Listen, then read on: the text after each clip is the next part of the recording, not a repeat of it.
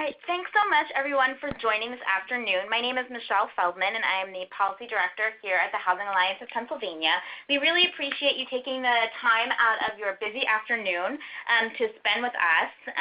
So first, I wanted to go over the agenda for today, and then I'm going to turn it over to Scott Deitrich at the Department of Community and Economic Development to talk about an exciting opportunity zones. So after Scott's presentation, we will do some federal updates, including election results from a couple of weeks ago, and then we will talk about some state legislative updates. And we will end with a look ahead to the next session, the next legislative session starting in January. And we'll talk a little bit about some of the Housing Alliance's plans heading into 2019, and then we will be sure to open it up for questions as well. So without further ado, I'm going to hand it over to Scott to talk a little bit about opportunity zones. Thanks, Michelle. As Michelle said, my name is Scott Deitrich. I'm with the State Department of Community and Economic Development. I've been with the department for about 13 years, the last 3 years with the Governor's Action Team, and before that in a few other different capacities within the department itself. A couple months ago I was asked to kind of take point on the Federal Opportunity Zone program, or qualified opportunity zones, however you may have heard it called. One thing I want to point out, these are completely separate from the Pennsylvania Keystone Opportunity Zone program. So they are two different things, and that seems to be a bit of a confusing issue with the folks that I talk to on a day-to-day basis. So I just wanted to make sure everybody was aware that this is not the Keystone Opportunity Zone, this is the federal or qualified opportunity zones. As part of the call, I'm just going to follow the policy brief that Michelle put together with some input from myself and some others, and we'll kind of stay on task and move through it pretty quick. It's a high-level overview, certainly not into the ins and outs of actually making investments and choosing projects and things like that, but it will give you enough information to be dangerous, I'll say, when we're done. So as part of the Tax Cuts and Jobs Act on the end of 2017, there was a provision, a bipartisan provision actually, that was included in that act that established these qualified opportunity zones. And the idea behind the program was to allow investors with capital gains to defer the capital gains taxes by establishing or investing in opportunity funds, which would then in turn invest in low to moderate income census tracts across the country. So in order to get the benefit of the program, an investor has to realize a gain in 2018 or after December 31st, 2017, and they have 180 days to take that gain and dump it into an opportunity fund, whether it's one they establish directly themselves through the creation of a new entity, or if they choose to invest it in a public entity that is advertising for investors. It's really up to them. There are essentially very few limitations to the investment.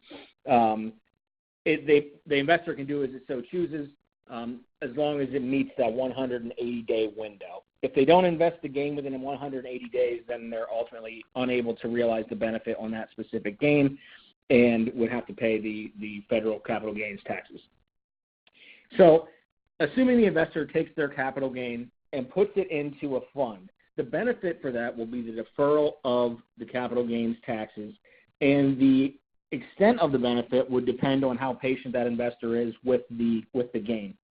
So in order to realize a break on those capital gains tax, an investor needs to leave that investment with the fund for a minimum of 5 years. If that investor does so, after 5 years, they'll get an increase in their basis by 10%, which essentially eliminates or reduces their tax liability by 10% on that initial gain or initial investment. If that investor chooses to leave that gain in for a period of 7 years or more, they would get an additional 5% increase in basis or step up in basis, which would ultimately reduce their tax burden on that initial investment by a total of 15%. And then if the investor decides they're going to leave that investment in the fund for 10 years or more, the ultimate benefit to that investor is that their initial investment, when they realize it and elect to realize that gain, would be reduced by 15% as far as what they're taxed on, and then any appreciation on that initial investment is tax-free to them. So the example that is common and thrown about in webinars and other presentations is if I would invest $1 million into a fund and decide I'm going to let it sit there for 5 years, and when I ultimately go to get that investment back, I would be taxed on $900,000 instead of $1 million. And if I decide to leave it in for 7 years, I would be taxed on $850,000 instead of $1 million. And if ultimately I say I'm going to leave it in for 10 years, I would then take it out. I would be taxed on 85% or $850,000 of my initial $1 million investment, and then any return that my investment creates for me over that $1 million, that first $1 million, comes back to me tax-free. So that is the premise behind the program and why you hear the term patient capital. The longer that investor allows that capital, that investment to remain with the fund and be invested into these opportunity zone projects, the greater the benefit potentially to the investor on the back end when they ultimately elect to realize the gain. And this program is different, extremely different from the programs we're used to dealing with in the fact that there are no minimum or maximum investment requirements, and there are no job creation, job retention requirements whatsoever. So there is no limit to the amount of capital that a zone or a specific project within a zone can see from this investment. There is no requirement that it has to create a certain number of jobs. There is no requirement that the entity receiving the equity through this opportunity fund needs to put matching dollars into it. This is essentially a equity injection into development projects within these qualified opportunity zones. So the opportunity funds essentially are the vehicles that have the capital, then they deploy that into the zones. One thing I want to point out, just like there are no requirements for job creation or matching funds or anything like that, there are no geographic limitations to this as well. Investors from across the world with capital gains can put their capital gains into an opportunity fund, and there is no requirement based on the location of where that fund is based that it has to invest in, say, that state or that county or that region. A fund set up here, I'll use PNC Bank as an example, based in Pittsburgh, can invest anywhere else in the country. So this is truly an opportunity for these funds to spread the wealth, so to speak, across the country into the zones that they feel can, need the development the most, or essentially can offer them the greatest yield at the end of the day. There is, following along in the brief, the funds must invest, just like we have 180-day window to roll the gains into a fund. The fund has 180 days to deploy those funds or that investment into opportunity zone projects. Those projects can be located anywhere as long as they are within a designated opportunity zone in the country. There's a 90% requirement. It will be tested twice a year by the IRS. At least that's our understanding. 90% of the fund's capital must be deployed into opportunity zone projects within 180 days.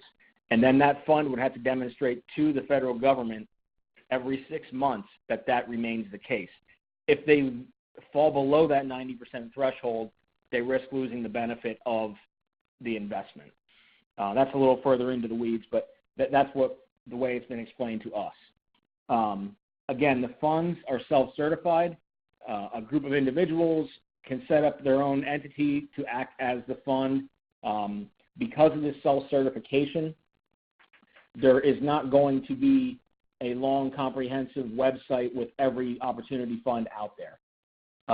Essentially, there can be development going on within your specific opportunity zone, and you may not know that it's being funded through an opportunity fund. So it's private in that regard. There's no reporting requirements to the state to identify themselves. This is, it's a vehicle created to invest capital, and if we don't know about it, it can be taking place right underneath your nose without you necessarily knowing where the funds are coming from. One nice thing, again, sticking with the minimal reporting and parameters and job creation requirements, the range of eligible programs or projects within these opportunity zones is extremely broad. As the brief outlines, it can be stock or partnership interests in entities themselves, and then this term called business property. Anything outside of your typical, what we'll call sin businesses, like your liquor stores, beer distributors, adult gift shops, and golf courses in this case, are essentially eligible for this investment. There are some other parameters that are kind of labeled here. I want to touch on the substantial improvement part that was outlined in the brief. There are some qualifiers there, and again, this is a little further into the weeds, but in order to be considered substantially improved, I'll use the example of a fund purchasing a building that it's going to rehab. If it purchases that building for $1 million, it needs to invest another $1 million into the building in order to meet the substantially improved test. If it purchases it for $500,000, it needs to invest another $500,000 into the building. If it's purchasing land and buildings, the substantial improvement test is only on the value of the building. So we'll go back to the $1 million purchase. If $200,000 of that is deemed the value of the land and $800,000 is deemed the value of the building, the substantially improved test would require that fund to invest an additional $800,000 into the project in order to substantially improve the location.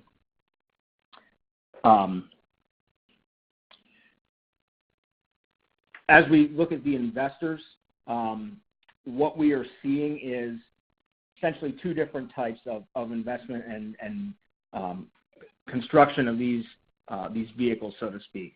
One, we have the single investor who may be a developer who is developing property that is then intended for sale upon completion of a project. That's pretty straightforward. The other side is the larger VCs or financial institutions that are able to actually advertise for investors to dump their capital gains into funds that will be managed by the institution and deployed accordingly.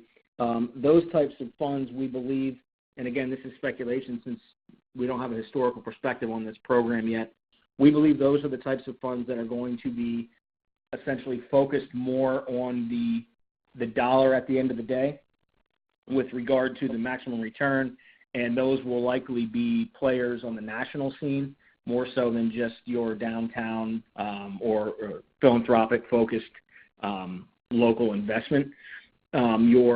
Your single investor type projects, we believe, are going to be related to, again, the developers or kind of the legacy family or legacy employer within some communities that may want to roll some of their capital gains in for the betterment of the community. It could be kind of the legacy family, house on top of the hill, so to speak. But again, that's the two sides of the coin that we're really seeing and hearing that are, folks are kind of going those routes in order to set things up so when the final guidance from the IRS comes out, they can move forward accordingly. I think it is important to mention that we do not have all the guidance to date. The first portion was released in mid-October. I'm hearing some different reports that we could have something additional by the end of the year. Also hearing reports that it could be early 2019, and also have heard that it could be both late this year and early 2019. We're kind of in a holding pattern with that regard, and we're playing wait and see with when that guidance does officially come out. So that's a really quick quick and dirty general overview of the program there. I think I can give you a little background on how we got to where we are in Pennsylvania. After the Tax Cuts and Jobs Act was enacted in late 2017, the governors of the states in the United States were told they could designate 25% of the eligible low-income census tracts they have within their state boundary. So, for example, Pennsylvania was told by the feds that we have 1,200 census tracts that would qualify for this program. We can pick 25% of them. So we were able to choose 300, and we didn't just do it arbitrarily. What we did when we knew what we were working with, we reached out to the census tracts that we were told qualified for designation through letters to the municipal officials, mayors, borough managers, whatever it may be. And we also asked elected officials and economic development partners throughout the counties to recommend or give us recommendations as to which census tracts within their counties or regions or districts they would like to see designated as a qualified opportunity zone. And pretty remarkably, actually, out of the 1,200 eligible tracts, Pennsylvania and DCD received more than 730 recommendations. So 730 out of those 1,200 tracts were recommended for designation. And, of course, we knew we could only select 300. So using some criteria to designate those, we kind of looked at certain things. And the first was the potential to eliminate poverty. We wanted to make sure that investments in the zones that were designated would be impactful and elevate the local economy as much as possible. So just for example, of the zones that we have, 40% of the tracts that we have a poverty rate of 35% or greater. 67%, two-thirds of the 300, so right around 200 of the tracts, have unemployment rates higher than 10%. So you can see that the areas that were chosen are ultimately areas that could use an injection of capital to lead to some redevelopment so we could hopefully see some growth in those communities. After we got the input from the stakeholders locally. We looked at the poverty. We looked at geographic diversity. Of course, we weren't just going to select, urban areas. We wanted to select a mix of urban and rural areas that we saw potential to build on some previous public support, potential to see some private sector-driven investment. And we also looked at anchor institutions.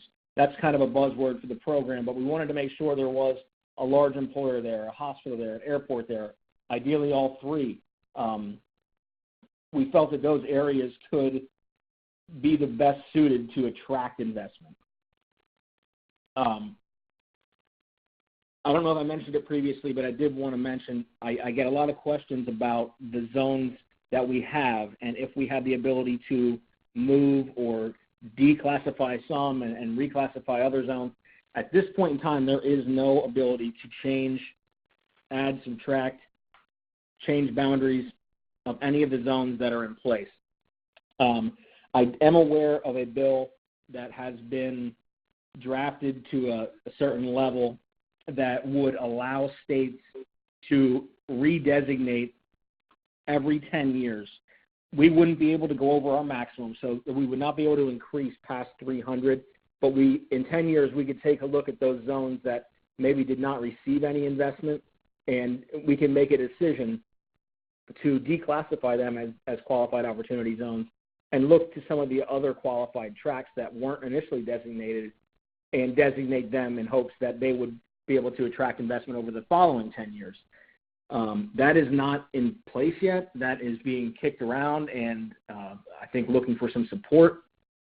But that would be the first moment or first chance we would have as a Commonwealth to change the 300 zones that we currently do have. Again, I get that question a lot, oftentimes from someone who has a property just outside of a zone. And I just want to make that clear that we're kind of hamstrung in that regard at this point. The zones are what they are. and we are, I'll say, stuck with them for lack of a better term. One of the areas I want to point out here is the city of Erie. It's on the brief, and I'm not going to read through everything they've done. If you are interested, I suggest you do check out their website, the flagshipopportunityzone.com. They do have, I believe, 8 zones there. They have been not only one of the leaders in Pennsylvania at getting ahead of this legislation, but also one of the leaders nationally. They have some folks up there that have, spent time traveling to different conferences across the country, offering some of the insight as to what they're doing, how they're promoting their assets and their potential projects and the types of development they'd like to see. Certainly they are the premier example here for us. I would say that when you look at the work they've done, it can be a bit intimidating to think that if you have a zone in your area, that's what's expected of you in order to kind of keep pace. And that's not necessarily the case. They are certainly head and shoulders above what I think any of us expected or any of us expect zones to do to market themselves, but it is a very comprehensive example of what zones should be thinking about in terms of their assets and what sets them apart, even down to available infrastructure, workforce, quality of life, tourism aspects, all of those items, the types of colleges and universities, whatever you want to call them, highlight those things because that's what could potentially draw additional workforce, could draw additional investment and development to your area. So Erie, again, has kind of really grabbed the bull by the horns and gone above and beyond the call of duty there. There's a lot of time and money that was spent and is being spent on their behalf to promote their area. And, we're hoping that their hard work pays off as this program kind of unfolds here in the coming year.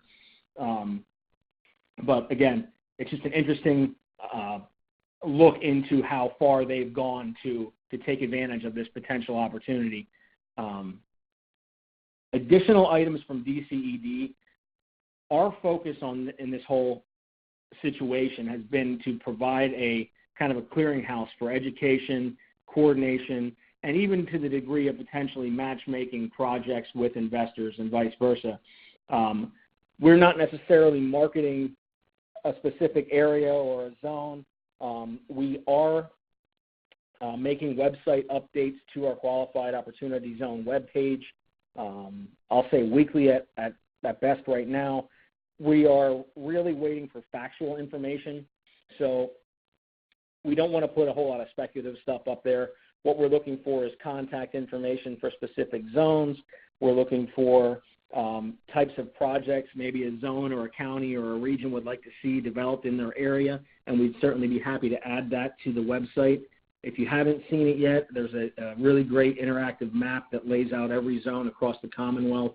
Our hope is to be able to add relevant contact information and prospectus project information to those specific zones, so anyone could click on your zone and they would get a kind of a snapshot as to what type of development you'd like to see, what types of properties are there for development, and then also who to contact if I'm an investor looking to make contact locally so we can get the ball rolling. That's our goal there, and we're continuing to do outreach to try to get that information. Also meeting internally, we have Center for Community Housing, local government services, that deal with CDBG funds and home funds and Section 108 funds on the housing side, which I should mention that this Opportunity Zone incentive is wide open in regard to coupling it with additional incentives. We believe there's a fit to match it with programs such as CDBG or home or new market tax credits, low-income housing tax credits, rehab tax credits. There really is no parameter that says we can't do that. We think that's going to be the way that investors maximize the return on these projects, is to find a way to be creative and couple the Opportunity Zone and equity investment with other incentives that are already in place in order to de-risk the investor. So, again, that's speculative, but that's something we certainly believe is going to take place as this program unfolds. Our international office as well at DCD is interested in really getting to understand how this can work in the event that there may be some international investment that could come about in meetings abroad that could drive some capital, to the Commonwealth, which, would only sweeten the pot for us. As far as, the local communities, I think I mentioned this idea of this prospectus. This is kind of the big buzzword around the preparation for investment. I don't know who coined it, but everybody seems to be familiar with it, especially the folks that are really preparing to do their best to attract. The prospectus is essentially just a marketing tool. Like I said, Erie chose to do a website, but it doesn't necessarily have to be that robust and that extreme. It's something as easy as compiling, the list of available properties, the types of development that the zone wants, the anchors that are not only in the zone but surround the zone, the workforce, maybe the commuting patterns, the infrastructure, the rail and the roads and the airports, highlighting those hot button topics and hot button points that make any investment attractive, I think is important. We are working right now to develop a template. I'll use the word generic because I don't have a better word right now, but we're working to develop a template of this prospectus idea to include on our website for zones themselves to take and kind of fill out accordingly so they can get an understanding of what they should be thinking about and what potential investors may be looking for in terms of what's the community makeup of that zone and does it make sense for me to put my money into that project. So we're hoping that's done here before the end of the month. It will be accessible to anyone who accesses our website. And again, it's not the end-all be-all. It's not the only way to do things. We're just trying to take from best practices that we've seen and put a document together that allows the zones themselves to begin to think about how they can market their assets, because 2019 is going to be the big year for this incentive. It's currently set to sunset, I believe, the end of 2026. So if you go back to that beginning when we talked about maximizing the benefit of the tax break on your capital gain, in order to get the 7-year investment, you need to invest in 2019 if the program does, in fact, close in 2026. So we believe within the next 12 months we're going to see a rush of these potential investors lining up and signing on with these opportunity funds, and then those funds deploying the capital as quickly as possible so those investors can begin to start the clock on their deferral. It's critical for zones themselves to really begin to compile that list of projects in priority order or a shovel-ready order, I'll say, simply because investors are going to want to deploy their funds as quickly as possible. And a project that may have a couple years of permitting ahead of it isn't likely to be very attractive to a potential investor when compared to one that's ready to break ground tomorrow. So that's something that we're going to include in the prospectus. We want to make sure that that's the mindset of the zones when they're compiling a list of their available projects so that they can take advantage of this mad rush in 2019. And then finally, one thing I think is critical to point out, there is a great likelihood that not every one of our zones is going to receive investment. I've actually heard nationally there's approximately 8,700 of these zones.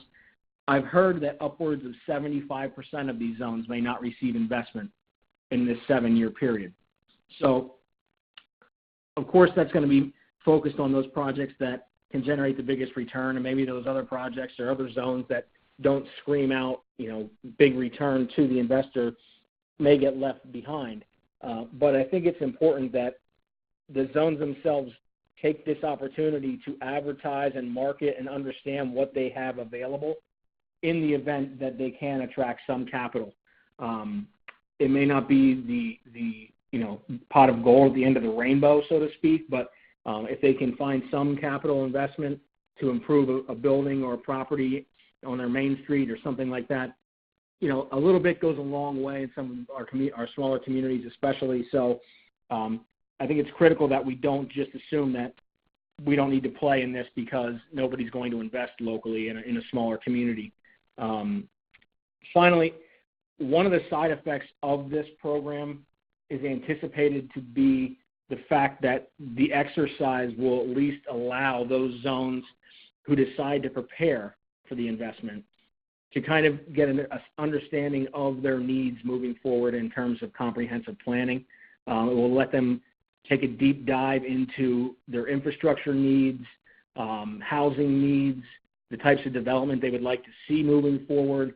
And, although it's a consolation prize, so to speak, we're hopeful that our zones take advantage of that and really paint a clear picture for, the long-term future by understanding what types of development and investment they would love to see take place on Main Street. We think that can only, improve the livelihood of those communities moving forward. With that, I don't think I have anything else necessarily on the incentive of the program itself. Michelle, if you want to open up for questions, or anybody has any specific questions? Yeah, so first of all, thanks so much, Scott, for that really thorough review of Opportunity Zones, which is a really exciting program and opportunity for all of us around the Commonwealth. I think to make sure that we stay on track, we will go through the end of the agenda and save questions for the end, whether they be about Opportunity Zones or some of the other material that we're going to cover.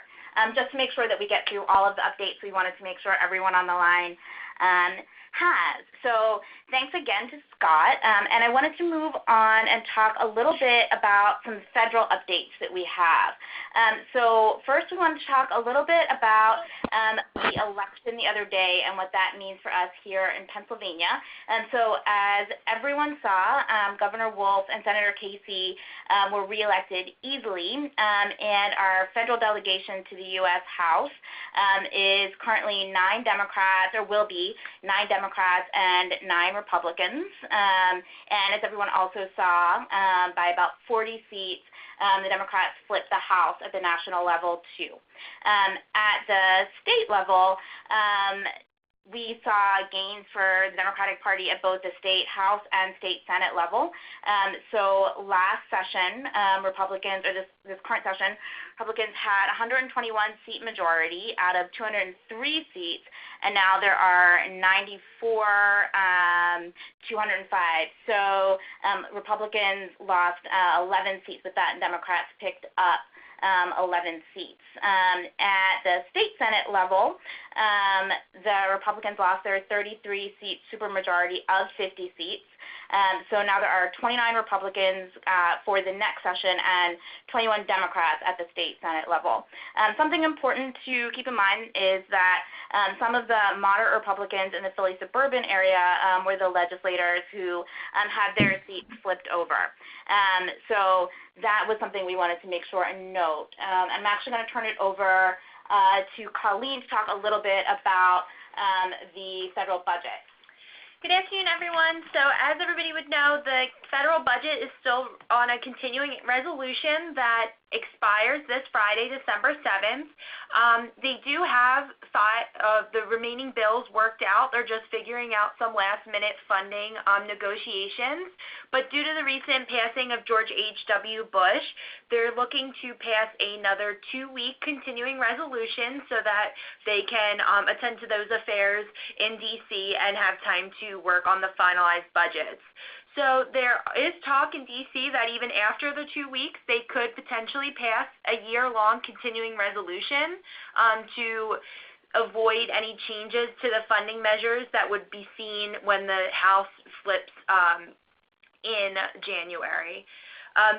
The problem with a year-long continuing resolution is that there is every funding level would remain at the 2018 levels versus the new funding measures that would be seen for 2019. So right now is just waiting to see if they pass a 2-week resolution so that the government does not shut down on the 7th. And if they do pass that, then in the next 2 weeks they're looking to either pass another continuing resolution for the full years that would expire in September 2019 or pass a full 2019 budget. Thanks, Colleen. So there were a couple of bills that we were monitoring towards the end of this legislative session in Harrisburg that we wanted to make sure and give everyone an update on. The first was the Neighborhood Assistance Tax Credit Program. So since the NAP program was created in 1971, the funding level has been set at $18 million per year allocated for that program. So at the end of this past session, there was an increase passed and signed into law by the governor to double that funding to $36 million in NAP tax credit. So that's really exciting. And I believe to demonstrate the desire for that program and the need for that program, I believe in the 2017-2018 year, DCED, which operates that program or administers that program, received more than 190 applications, which would have totaled more than $32 million. So the increase that we saw this past session passed into law will make a huge difference, and clearly there's a huge desire and need for it throughout the state. The other piece of legislation that we wanted to make sure and update everyone on at the state level was SB 919, or the Violence Against Women Act. So SB 919, which was also passed into law and signed by the governor, allows for emergency relocation assistance for survivors of domestic or sexual violence living in public housing. And it codifies the national rules around that issue. So we were excited about that as well.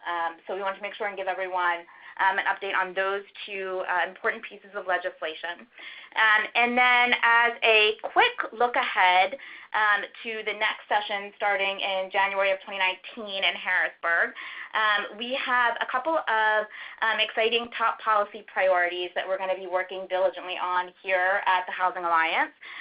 One being creating a state housing tax credit modeled off of LIHTC, but based on state tax liability instead of federal tax liability.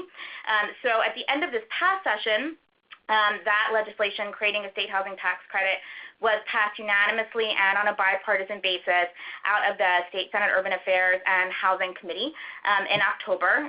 So we were really excited to have that momentum.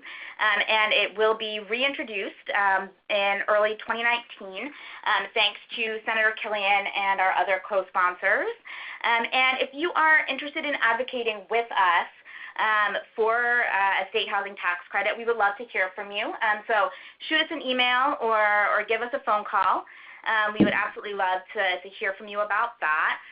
The other top policy priority that we are looking at come January is exploring ways to increase revenue for the State Housing Trust Fund, or PHARE. So we'll be able to share news about that shortly as well in early 2019. And again, if you're interested in advocating with us for increased funding for the State Housing Trust Fund, let us know. We would absolutely love to hear from you about that. So a couple of other things on our to-do list, our big to-do list here at the Housing Alliance. So we are in the process of updating our organizational legislative agenda to coincide with the new session in Harrisburg.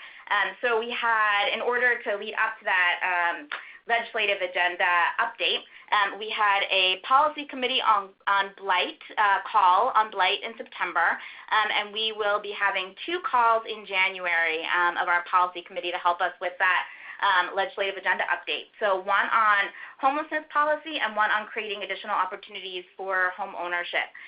So stay tuned for information about both of those calls in January. We sent out a survey on home ownership a few weeks ago, so thank you to everyone who filled out that survey, and expect one soon on homelessness policy as well, because we want to make sure to hear from you and what's going on around the state and on the ground on homelessness as well.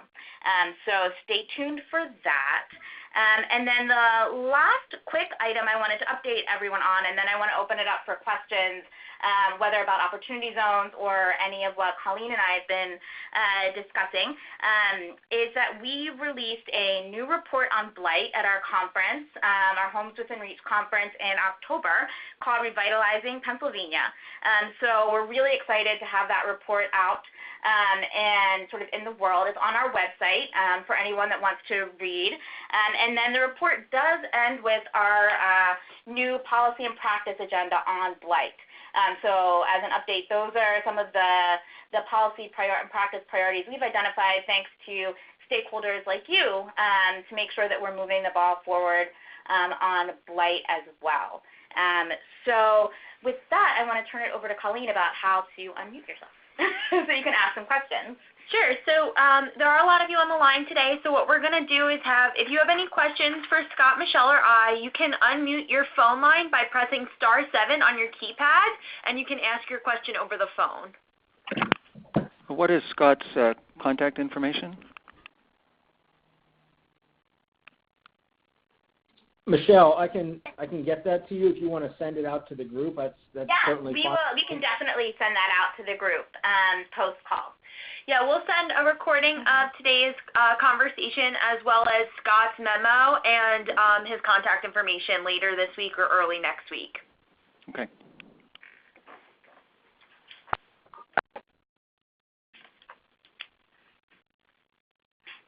Any other questions on opportunity zones or any of the updates from myself or Colleen?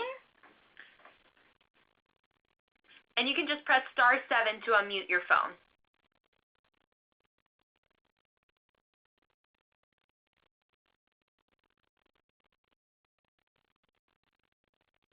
So is there anyone on the line already who's been doing any work on opportunity zones? Just curious.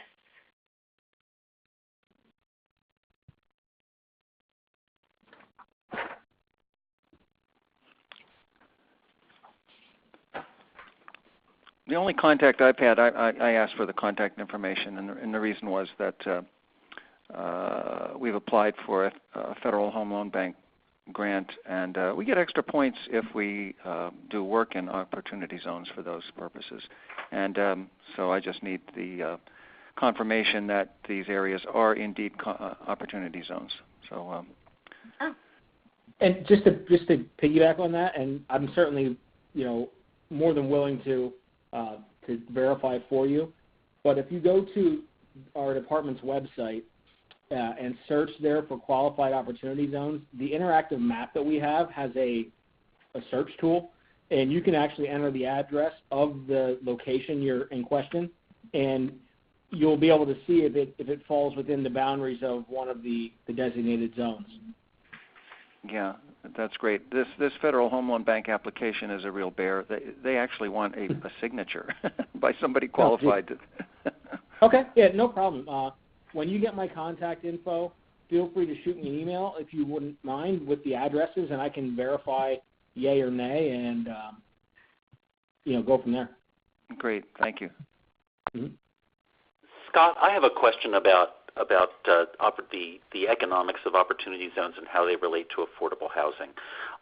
Is there an expectation on the part of investors in this program that at the end of the term of their investment, be it 7 years or 10 years or whatever, that there's going to be a full return of the capital investment they've made, which to me would make it very difficult to envision how that would fit into, say, a LIHTC scenario, where that kind of cash flow is just not sloshing around?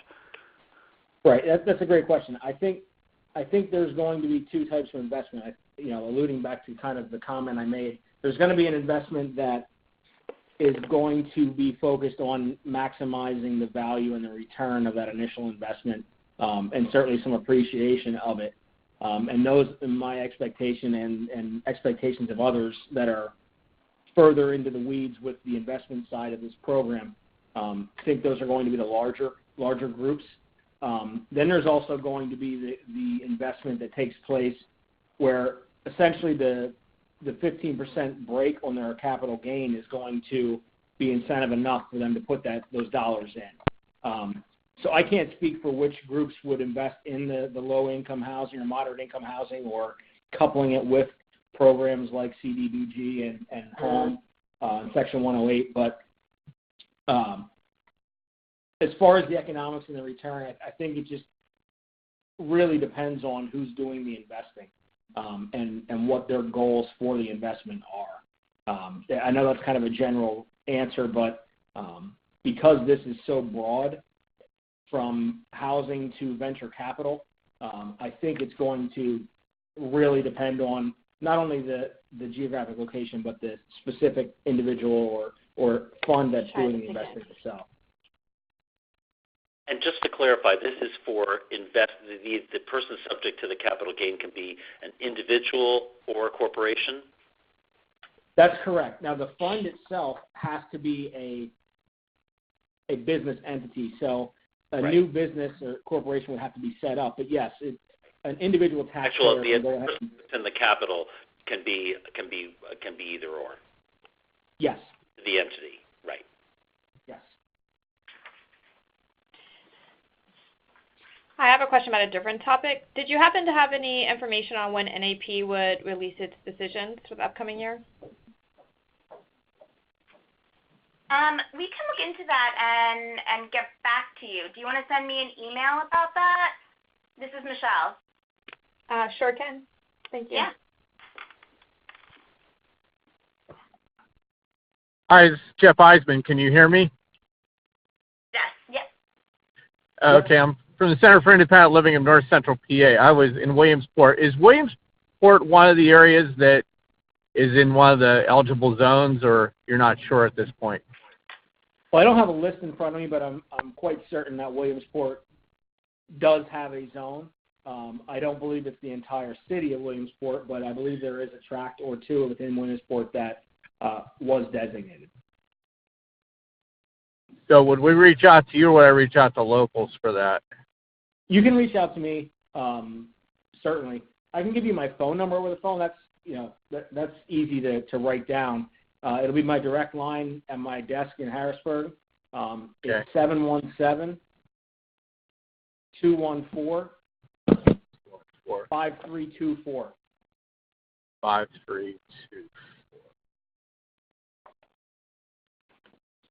Okay. Thanks. Yep. Hi, this is Jonna in the DCED Pittsburgh office. Can you hear me? Hi, Jonna. Hey, Scott. How are you? I'm doing well. Hey, I have just a couple quick questions, but before I ask the questions, I will comment on the NAP question. We expect the decision any day now. That's the best I can tell you for whoever had that question. As soon as we know, you will all know. And then on the opportunity zone, Scott, I just want to make sure I'm clear in my own head. Because the one big question we had was whether it was large financial institutions or existing financial institutions that had to create these funds. If I understood you correctly, that is not the case. So if That's correct. am a company or an individual I'm going to use Clairton as an example because we created an opportunity zone there. If I'm wedded to Clairton because I graduated from there in 1956 and made $1 billion, and I want to create a fund, an opportunity fund to be used for investment in Clairton, I can do that as long as I create it as a business entity. That's correct. And as long as you have capital gains realized after January 1, 2018 to put into that fund. And the capital gains that have to be realized after, can they only be realized in 2018 or they can be realized moving forward? Oh, no, they can be realized moving forward. Right. But they can't be retroactive. Correct. And then secondly, with regard to the issue of whether zones can be changed, I know where we are on that, but, and this may be a little too theoretical for this discussion, but let's say we have a community that has an opportunity zone. It has a couple of projects ready to go, and there is an opportunity fund that invests in those projects, and they kick off. I mean, they go like gangbusters. In 3 or 4 years, those factors which qualified that community to become an opportunity zone may not exist. I mean, that would be the goal, right, to improve the community. Sure. So then do they get pulled out? At that point, do we say, well, we've reevaluated you and your poverty rate, has gotten better and people are making more money, so you no longer qualify to be an opportunity zone. Will that happen? No, there will be nothing changed about these zones for 10 years as of now, unless something comes up that we're not aware of. But if things move forward with the legislation in place that currently exists, none of these zones will be changed for better or worse within the next 10 years. Okay. All right. That's interesting. Mm-hmm. So we have time for one more question because we don't want to keep anyone too late.